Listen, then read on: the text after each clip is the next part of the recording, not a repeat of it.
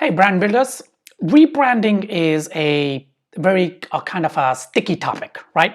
So if you're a brand that's already been doing business, been around for a long time, then you might want to rebrand or refresh your brand um, for a number of reasons. Number one, it could be because the philosophy of the brand has changed, right? So you had a philosophy, you had a set of core values, you had kind of a positioning in the market that may be changing now. It could be because of market trends, it could be because your product has changed or your service has changed, or it could be because the target audience has changed. So whatever it is, when it is time to refresh a brand, it has to be done very carefully. It has to be done strategically. It has to be carefully thought through. A strategy has to be laid out, and then the rebranding has to happen.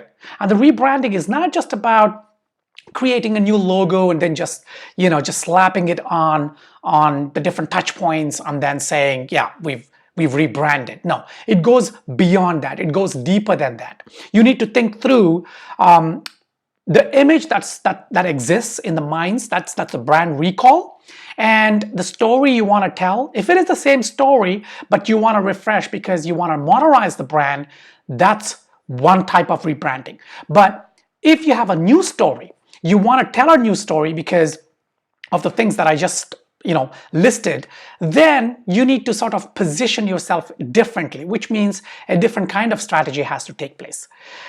Anyway, today I wanted to talk about a project of a client that we worked with. It's a 135-year-old brand established. Actually, it was established 1870, but the brand as we know it was kind of blossomed in 1885. That's a 135-year-old brand, and it's still going strong from strength to strength. It's a handmade gunmakers located in London, in the UK. And so when they wanted to modernize, when they wanted to sort of bring the brand into the new age, and also to sort of spin off a sister brand for merchandising, for accessories, they came to us. And I actually had the privilege of being the kind of brand strategist and the creative director on the project. And I think we did a kick-ass job, right? So today I just wanted to take you through some of the images of that rebrand and talk a little bit about this 135-year-old gunmaker brand called Watson Brothers. Okay, so here is the kind of portfolio item on our website, and I thought that would be the easiest way to show you. And this is the opening shot. We got the Watson Brothers, established 1885, London. And this is the typographic, it's custom handmade font. And I think it's befitting, a handmade font for a company that makes, handmade guns. So a little bit of information. Thomas Watson was the son-in-law of the renowned gun and revolver maker William Tranter. In 1875, Thomas Watson acquired the company and then, of course, turned it into what we know as the brand today. And of course, this one actually, the pedigree of this brand goes back to 1772. My God, right? And of course, later on, this company became the official kind of gunmaker for King George IV in 1820. And as you can see here, a few of the guns on display. These are handmade guns, and before I end this video, I'll show you an example of one of their handmade guns and the price, how much they charge for a gun like that. A little bit more history here, and you can see this is the royal seal from the Sultan of Turkey, the Shah of Persia. At that time, they were appointed to create guns and rifles for them. And here is the iconic kind of full primary kind of logo. So you can see it's got an icon, it's got the custom typography, and it's a modern line art iconic image of a gentleman holding a rifle, right? So we're trying to show the heritage, but we also want to modernize the design.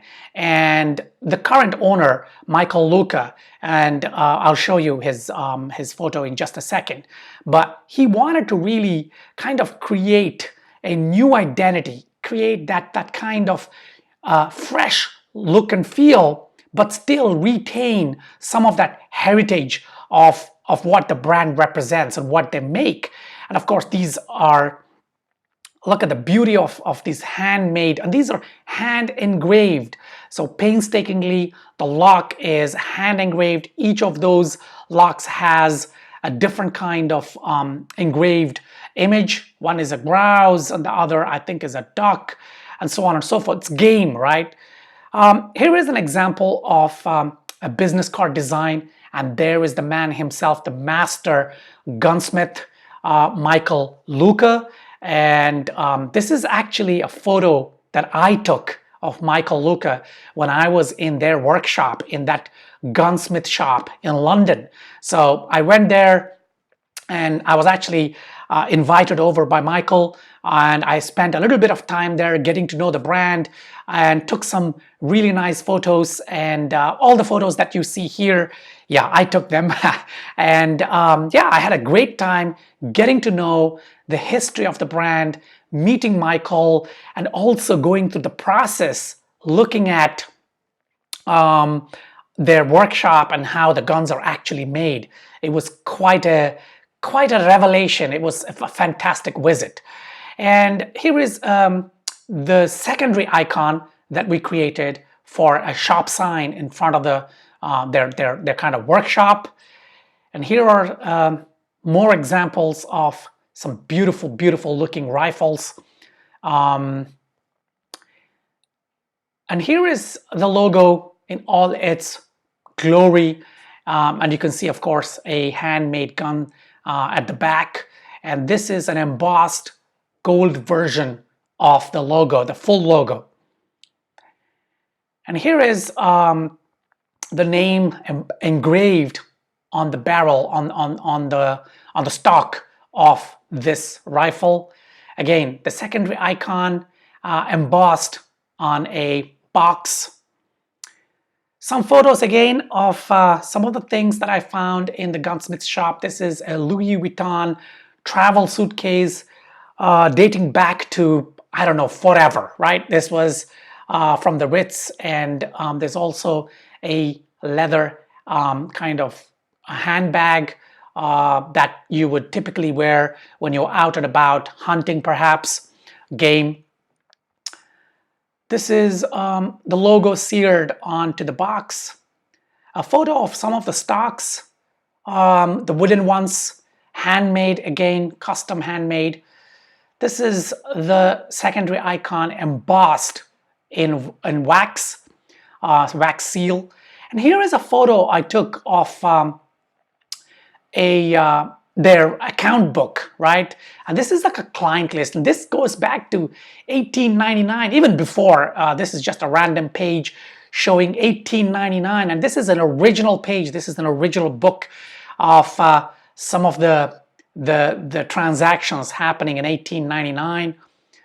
Again, this is the icon, second, you could call this a tertiary icon, burned, branded onto a box that's going to hold the barrels.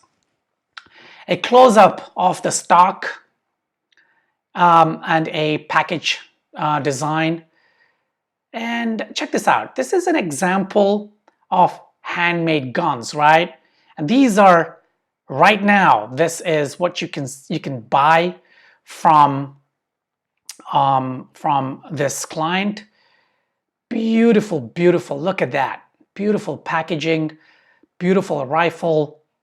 It just, I mean, this just, I'm in awe, right? And here are some details of this high peasant kind of left hand opening gun. And check out the price. $75,000 or $98,000. And this is just one example. They have guns for 120,000 pounds and more. So this is one of their example kind of, this is actually for sale. So as you can see,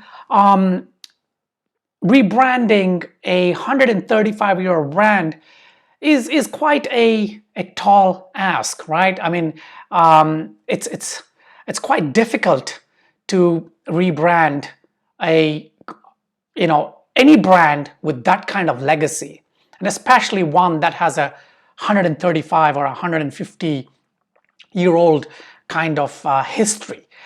So we had to really be careful. We had to make sure we understood the essence of the brand and what the brand represented, and the history of the brand, what happened with the brand when it was originally kind of established, and then as it passed on to generation, and finally in this modern day, this 21st century, and what it represents.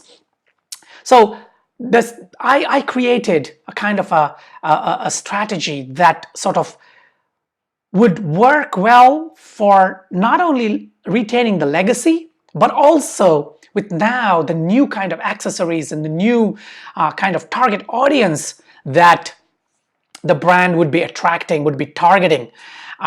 So we went through a lengthy process. We created a lot of design elements. I will show you a few of the design kind of concepts that we came up with, and of course you've seen the one that the client finalized, but let me just show you a few of the design concepts. So here are some of the concepts that we developed for the client, and of course we went through a lot of different iterations and processes, but this one is we wanted to bring in woods, hunting, the countryside, and the crown, the old English heritage, to hint at royal, elite, affluent, and of course the original emblem, because this emblem was on the lion's head of the old kind of the coat of arms that this brand had. And so we got that together into this beautiful symbol. And as you can see here, some of the kind of mock-ups that we created for this client with secondary icons, and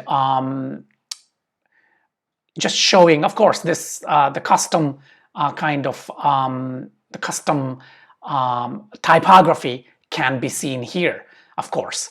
The second example is this second concept shows a lion with a crown holding an umbrella, right?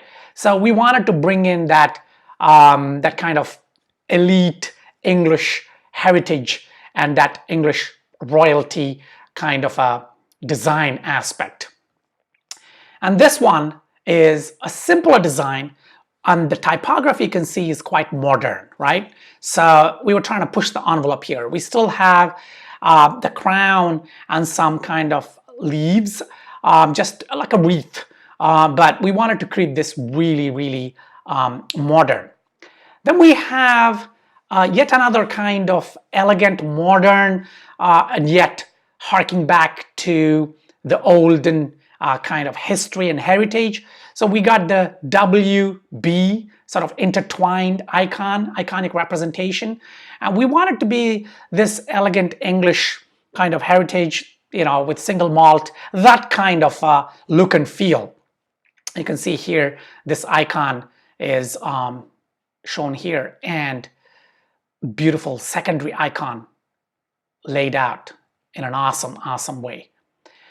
And then a really modern one, and the font itself is, it's just typical modern kind of thing. And you can also see the secondary icon here. And another old kind of look and feel, we took a lamp here with a fleur-de-lis inside. So these are all just kind of explorations, and there were many other. I mean, these are the ones that kind of I'm just sharing with you. But there are many more kind of design ideas and mood boards and kind of sketches, and we went through a lot because it's no simple task. This is rebranding a 135-year-old brand, and it was a serious business. And but the end result was fantastic. The final design, Michael loved it, and of course they're already implementing it. So if you're in London, be sure to visit Michael's Smith shop and take a look at the branding that we've done. I hope you like this video, this kind of walkthrough of the rebranding. And if you have any comments, just leave them below. And of course, if you have any questions about the process itself, just leave the questions and I will try and get back to you. Till my next kind of case study, a client case study, take care.